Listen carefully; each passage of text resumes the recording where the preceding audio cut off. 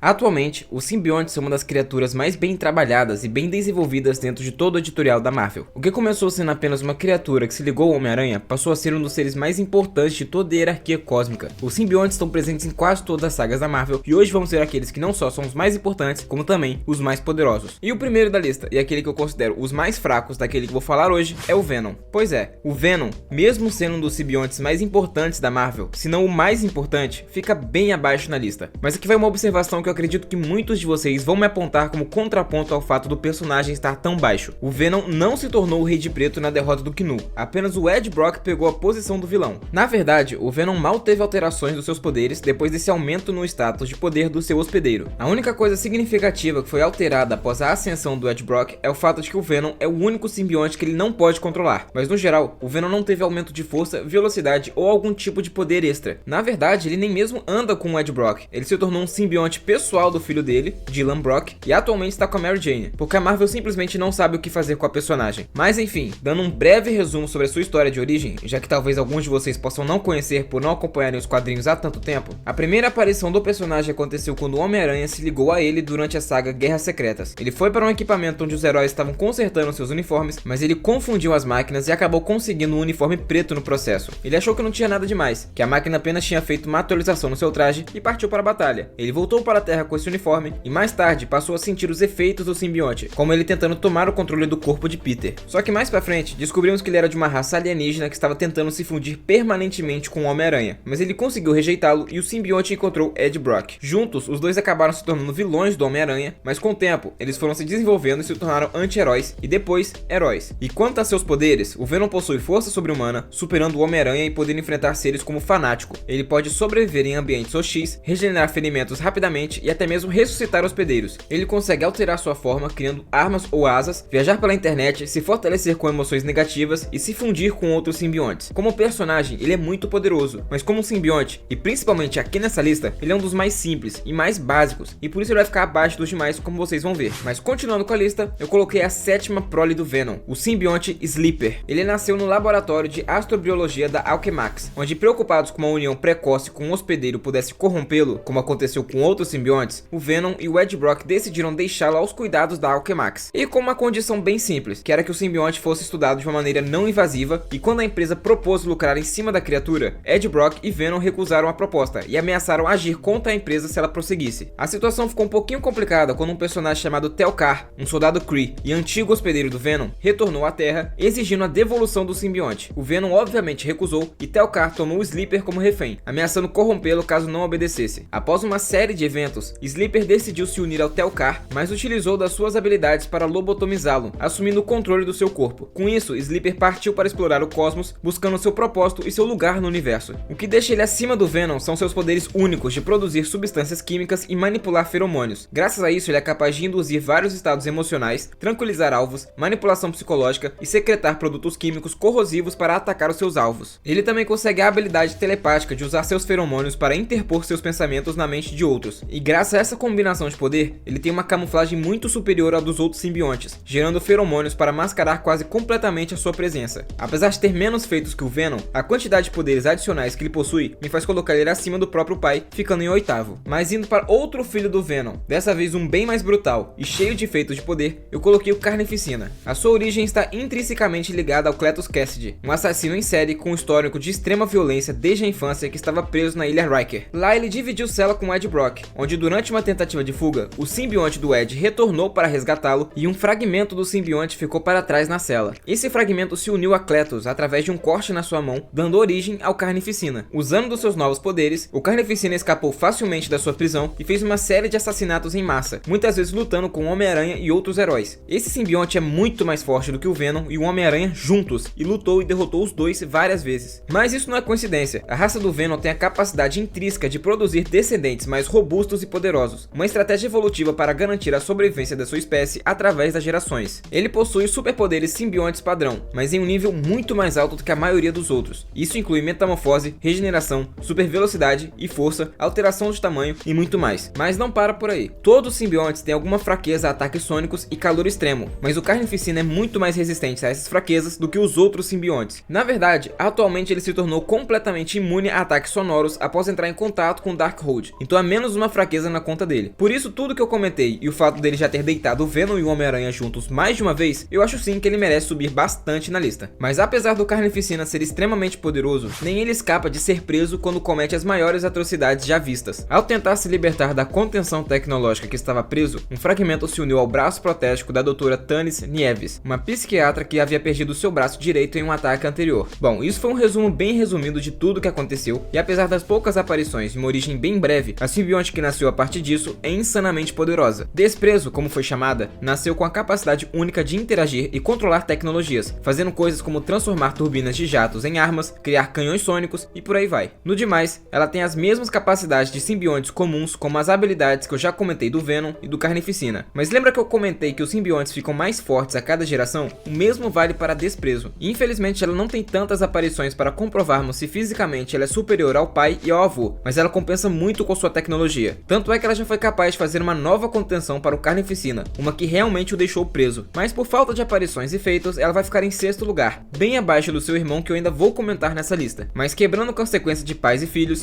o Anti-Venom é um counter natural para todos que estão aqui. Curiosamente, ele é outro que esteve ligado com Ed Brock, isso em uma época que ele estava separado do Venom. Após se separar do simbionte, Ed Brock descobre que está com câncer terminal, e durante esse período, ele começa a trabalhar em um centro de caridade administrado por Martin Lee, que secretamente é o vilão Senhor Negativo. E eu tenho certeza que quem acompanhou ou quem jogou o primeiro jogo do Homem-Aranha de PS4 já está familiarizado com essa história. Mas continuando, Lee possui habilidades especiais que ao entrar em contato com Brock, curam seu câncer. Mas nem tudo foram flores na vida do personagem. Ele foi atacado pelo personagem Mac Gargan, antigo escorpião e que estava em posse do Venom, que tentou se reconectar com Ed, mas por causa da energia de cura do Senhor Negativo presente no corpo do Brock, sua pele se tornou cáustica para o simbionte. Isso levou à formação de um novo simbionte branco, criado a partir dos resquícios do simbionte Venom em seu organismo, agora ligado aos seus glóbulos brancos. Ele praticamente tem os mesmos poderes que o simbionte Venom, mas com pequenas alterações que fazem ele ficar bem mais alto na lista. O seu novo simbionte é capaz de curar ferimentos e doenças de maneira mais eficaz que um simbionte normal, podendo se regenerar de um ferimento de espingarda na cabeça em questão de segundos. Ele pode sentir substâncias estranhas dentro do corpo de uma pessoa, e isso inclui simbiontes, radiação, narcóticos, vírus e outras doenças. E após fazer essa identificação, o Anti-Venom pode curar à força a substância do corpo da pessoa usando anticorpos produzidos pelo simbionte. Quando ele utilizou esse poder no Homem-Aranha, o herói quase perdeu seus poderes por quase ter a radiação da aranha retirada do seu corpo, mas felizmente isso não aconteceu. Ele também é totalmente imune a fogo e ataques sonoros, sendo a sua única fraqueza um veneno criado por Norman Osborn justamente para afetá-lo. Mas em uma luta direta contra outros simbiontes, esse aqui varre o chão com a cara de quase todos aqui por sua habilidade natural de se contrapor a eles, e por isso fica tão alto na lista. Curiosamente, esse simbionte é totalmente Ed Brock, ele não tem uma personalidade própria, então não tem ninguém a quem dividir a consciência, deixando totalmente no controle do seu hospedeiro. Mas enfim, voltando a falar de filhos de simbiontes, não posso deixar de fora dessa lista o personagem Toxina, mais um filho do Carnificina. Eu mencionei a simbionte Desprezo, mas ela não foi bem um filho que o Carnificina fez de maneira consciente. O nascimento dela foi algo muito próximo do seu próprio nascimento na fuga do Venom da prisão. Já o Toxina, o Carnificina esperava o nascimento do filho e ele tinha muito medo do seu potencial. Como eu mencionei antes, os filhos geralmente são mais fortes que o pai, então ele tentou matar o Toxina assim que ele se manifestou. Mas os simbiontes acabam ficando fracos após o parto, e ele não conseguiu fazer o que queria, então teve que deixar para mais tarde. Curiosamente, o Venom estava observando tudo e reconheceu o potencial do Toxina, onde decidiu treiná-lo como um aliado, até mesmo dando o nome do simbionte para ele. Mas os planos do Venom foram frustrados, assim como os planos do Carnificina, já que o primeiro hospedeiro do simbionte foi o policial Patrick Mulligan, que acabou se ligando com ele durante o confronto com o Carnificina. O Toxina se manifestou de forma agressiva, mas com o tempo, os dois se uniram e estabeleceram um entendimento de parceria, trabalhando juntos para combater o crime em Nova York. E depois de tudo que eu comentei ao longo do vídeo, chega a ser um pouco óbvio porque que ele está tão alto. O personagem já bateu de frente e derrotou ao mesmo tempo, sem problemas, o Venom e o Carnificina. Lembrando que o Carnificina é mais poderoso que o Venom e o Homem-Aranha juntos, então imaginem o quão poderoso o Toxina é. E ele é ainda mais poderoso do que o normal, considerando que ele é o 1000º membro da linhagem dos simbiontes, mas ele não conta com nenhum tipo de poder adicional, como é o caso da Desprezo e outros que eu mencionei. No fim do dia, ele é só um simbionte comum, só que é estupidamente mais poderoso que os demais, ao ponto de tratar eles como se fossem crianças lutando contra um adulto. Infelizmente, o personagem não tem grandes aparições da mesma forma que a sua irmã, mas do pouco que ele já mostrou, merece sim ficar aqui em 4º lugar da lista. Mas subindo um pouco mais o nível da lista e indo para o 3º lugar dos simbiontes mais poderosos da Marvel, vamos para o Grendel, uma criação direta do antigo Rei de Preto Knu. Ele foi criado bilhões de anos atrás no tempo atual da Marvel, junto com outro dragão simbionte Carmesim. Eles devastaram o cosmos por milênios, destruindo civilizações e matando deuses, onde eventualmente chegaram na Terra e se estabeleceram na Dinamarca durante o século VI. Um dos dragões foi batizado de Grendel e foi confrontado por Thor, que o prendeu em uma geleira, onde séculos mais tarde ele foi encontrado pela SHIELD, que começou a estudá-lo. Mais tarde, quando Grendel foi despertado, ele atacou Manhattan, mas foi derrotado por Venom e o Homem-Aranha Miles Morales. Mas sobre seus poderes, dragões simbiontes são mais poderosos que os simbiontes menores, ao ponto de serem capazes de dominar e matar deuses. Grendel é descrito como o dragão mais poderoso devido à sua conexão com o Knu, o que o já deixa com uma larga vantagem em relação aos demais simbiontes aqui da lista. Ele é capaz de voos interestelares e tem a habilidade de replicar qualquer coisa que um simbionte menor possa fazer. Ele não tem muitas aparições e deu um azar danado de dar de cara com Thor, mas por tudo que foi dito acerca dele e o tipo de simbionte que ele é, deixei o personagem em terceiro. Mas avançando para o segundo simbionte mais poderoso de todos os tempos e continuando com as criações de Knu, a Necroespada é uma das armas mais poderosas da editora e muitos se esquecem que ela também é um simbionte. Ela é tão antiga que foi criada enquanto os Celestiais estavam criando os planetas e a vida no universo. Knu atacou aqueles que estavam invadindo sua escuridão, matou um Celestial e foi banido para as profundezas das trevas com a cabeça do Celestial que foi morto. Após ser temporariamente derrotado, ele forjou na cabeça do Celestial sua arma, o primeiro simbionte, a Necroespada. Essa espada simbiótica tem a capacidade de se adaptar ao portador, permitindo-lhe moldar a lâmina conforme desejado. Ao longo dos milênios, a Necroespada foi utilizada para matar centenas de deuses, ficando mais poderosa a cada morte e corrompendo aqueles que a empunhavam. Gorr foi o principal responsável por essas mortes após encontrar a espada no corpo do Knu, que estava ferido após uma batalha contra um desses deuses. Ele fortaleceu tanto a espada que milênios no futuro ele conseguia enfrentar sem grandes problemas 3 versões do Thor, incluindo uma que era pai de todos e tinha a força Odin. Mas ela também passou por outros portadores, incluindo Galactus e Ego, o planeta vivo, cada um deles sucumbindo à sua influência corruptora. Ele também era capaz de criar várias formas de vida a partir das sombras, gerar objetos, mas tem a limitação de não curar os seus hospedeiros. Se não fosse pelo próximo personagem da lista, ele seria facilmente o que ficaria em primeiro lugar, mas não é o caso. Mas indo finalmente para o primeiro lugar da lista, eu coloquei Ed Brock, o atual Rei de Preto. E apesar do personagem ter ganhado muito mais fãs após ter se tornado o Rei de Preto, muitos não sabem que ele é atualmente um simbionte, e isso diferentemente do Rei de Preto original, o Knu, que nunca se tornou de fato um simbionte. Ele já manifestou a sua consciência dentro do seu dragão, mas ele nunca se tornou um simbionte de fato. Em todas as suas aparições lutando, ele estava fazendo isso com o seu corpo original, diferentemente do que aconteceu com Ed Brock. Mas vamos por partes. Ele venceu o Knu em uma batalha utilizando do simbionte Venom, do martelo do Thor, unido à prancha do surfista prateado e do poder da força Enigma. Após o deus dos simbiontes original ter sido derrotado, os simbiontes elegeram Ed Brock como o novo Rei de Preto e líder de toda a raça, o que o fez ascender a um nível de entidade cósmica. Lembrando que eu tenho um vídeo aqui no canal falando sobre as 10 entidades cósmicas mais poderosas da Marvel e eu coloco o Ed lá. Então se quiserem saber um pouco mais, vale a pena assistir aquele vídeo. Mas por que eu coloquei ele aqui como simbionte? Simples, o seu corpo original foi destruído já faz algum tempo. Para resumir, o hotel que ele estava hospedado explodiu e o personagem foi queimado vivo, mas graças à característica dos seus poderes, ele conseguiu sobreviver. Como o novo Rei de Preto, ele pode transferir a sua consciência para um dos muitos simbiontes que ele controla, e foi basicamente isso que ele fez. Ele acordou encalhado em um jardim e com um novo corpo feito da carcaça de um simbionte morto. Então, para todos os efeitos, ele passou a ser um simbionte. O corpo original do personagem se foi há muito tempo, mas ele ainda mantém os poderes que possui como Rei de Preto, o que faz dele o simbionte mais poderoso de longe aqui da lista. Se ele quisesse, ele poderia criar uma Necroespada da mesma forma que o Knu fez. Ele já foi indicado como sendo tão poderoso quanto os Beyonders e poderia matar Celestiais com facilidade e por aí vai. A sorte dos heróis e dos demais seres do universo é que Ed Brock é um personagem do bem,